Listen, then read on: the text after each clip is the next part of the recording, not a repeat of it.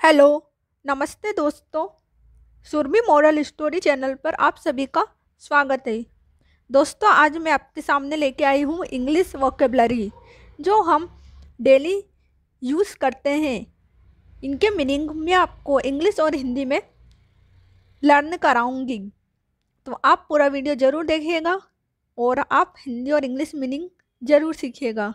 English vocabulary, English word meaning in English and Hindi, जो हम आम दिनचर्या में कुछ शब्दों का प्रयोग करते हैं, इनको हम इंग्लिश में क्या बोलेंगे ये मैं आपको बता रही हूँ।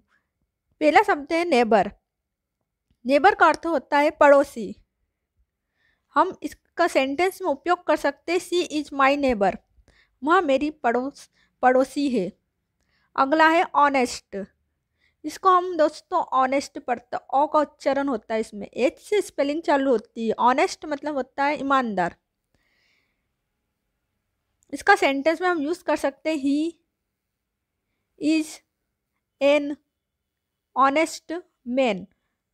तो ऑनेस्ट के साथ हमेशा एन लगता है, ये भी आपको याद रखना है, क्योंकि ऑनेस्ट अ स्वर है, इसलिए इसके साथ एन का भी यूज होगा। तो he is an honest man. Lucky. Lucky का अर्थ होता है भाग्यशाली। लक्की का अर्थ होता है भाग्यशाली।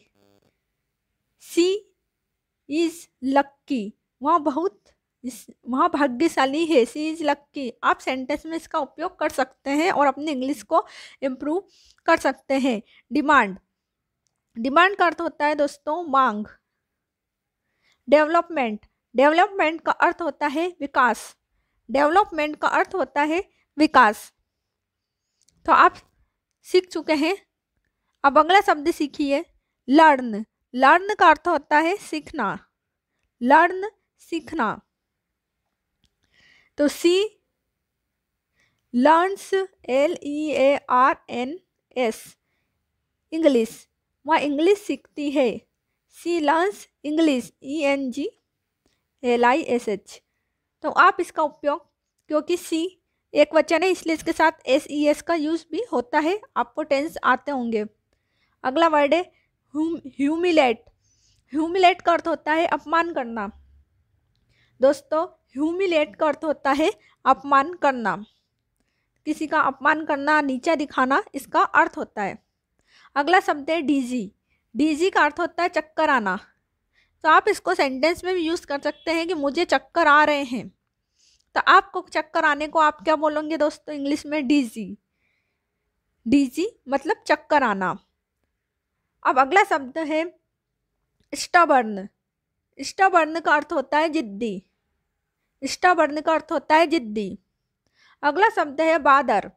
बादर और बदर दोनों पढ़ते हैं दोस्तों, इसको आप बादर भी पढ़ सकते हैं, बदर भी पढ़ सकते हैं। इसका अर्थ होता है परेशान करना।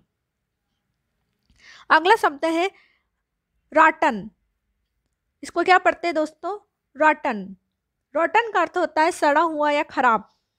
इसका आप सेंटेंस में उपयोग कर सकते हैं कि यह फल खराब है, तो इसके लिए आप बोल सकते हैं दिस फ्रूट इज रॉटन।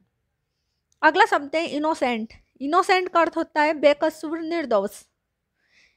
इनोसेंट का अर्थ होता है, अपन बोलते हैं इंग्लिश में वहाँ बेकसूर है, तो आप इसका सेंटेंस में यूज कर सकते हैं। टेंस अगर आपको अच्छे से याद है तो आपको वोकैबुलरी और टेंस अच्छे से याद होना चाहिए। आपकी वोकैबुलरी अच्छी होगी तो आप इसका सेंटेंस में उपयोग कर सकते हैं। गिल्टी। गिल्टी का अर्थ होता है दोषी, अपराधी। गिल्टी का अर्थ होता है दोषी, अपराधी।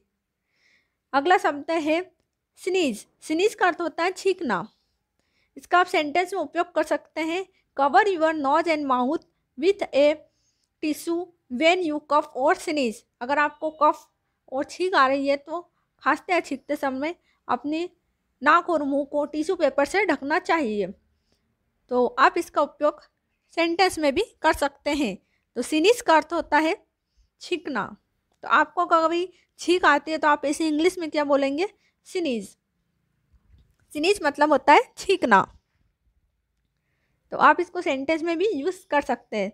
तो रॉटन सड़ा हुआ, खराब। इनोसेंट बेकसूर, निर्दोष। गिल्टी दोषी, अपराधी। स्नीज छींकना। डिसीव। डिसीव का अर्थ होता है धोखा देना। डिसीव का अर्थ होता है धोखा देना। उसने मुझे धोखा दिया, तो आप बोल सकते हैं she deceived me. She deceived me, उसने मुझे धोखा दिया था। She deceived me, past participle tense है ये, शी डिसीव्ड, क्योंकि उसमें सेकंड फॉर्म लगती है। तो आप इसका उपयोग कर सकते हैं। या आपको टेंस अच्छे से आते होंगे तो आप इनका यूज़ कर सकते हैं, आपको टेंस सीखना पड़ेगा। स्पॉइल का अर्थ होता है खराब। अभी हमने पढ़ा था खराब, सड़ा हुआ को हम बोलेंगे रॉटन, लेकिन खराब कर देना, कोई सामान अच्छा है लेकिन उसको खराब कर देना, उसे हम बोलेंगे स्पॉइल। इसका सेंटेंस में आप यूज़ कर सकते हैं, he really spoiled me on my birthday. उन्होंने सच में खराब कर दिया मुझे मेरे बर्थडे पर। किसी का बर्थडे होता है तो हम उसका मुंह केक से ख़राब कर देते हैं, वैसे वो केक का वेस्ट करना होता है, आप ऐसा मत कीजिएगा। केक है खाने के लिए, ना कि ख़राब करने के लिए। तो स्पॉइल का अर्थ होता है ख़राब कर देना। अगला है फॉरगिव। फॉरगिव मतलब होता है माफ़ करना। किसी को हम माफ़ कर रहे हैं तो उसे हम इंग्लिश में बोलेंगे हाँ मैंने तुम्हें माफ़ किया, तो उसके लिए हम यूज़ करेंगे फॉरगिव। फॉरगिव मतलब होता है माफ़ करना। तो आप ये वर्ब हैं, आप इनका वर्ब के रूप में उपयोग कर सकते हैं। SES, past participle, present perfect, past perfect, future perfect. आपको टेंस सीखना पड़ेगा वोकैबुलरी यूज़ करने के लिए, इंग्लिश सीखने के लिए। तो आप फॉरगिव सेंटेंस में उपयोग कर सकते हैं। सी फॉरगिव्स, प्रेजेंट पार्टिसिपल में SES लगता है तो फॉरगिव्स मी, वह मुझे माफ़ करती है। अगला शब्द है डिस्ट्रॉय। डिस्ट्रॉय, डिस्ट्रॉय का अर्थ क्या होता है? नष्ट करना।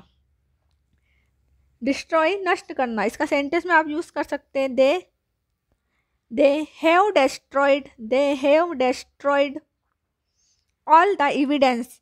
तो इसको मैंने यूज़ किया है प्रेजेंट परफेक्ट में। प्रेजेंट परफेक्ट में वर्ब की थर्ड फॉर्म आती है, तो they have destroyed all the evidence, आप बोल सकते हैं उसने सारे सबूत नष्ट कर दिए। आखिरी शब्द था वंडर। वंडर का अर्थ होता है आश्चर्य। तो दोस्तों आपको ये वीडियो कैसा लगा? अच्छा लगा तो इसे लाइक, हमारे चैनल सुरभि मॉरल स्टोरी को सब्सक्राइब और शेयर ज़रूर कीजिएगा। और आगे ही मैं ऐसे वीडियो लाती रहूँगी आपके लिए, जीके से संबंधित बच्चों के वीडियो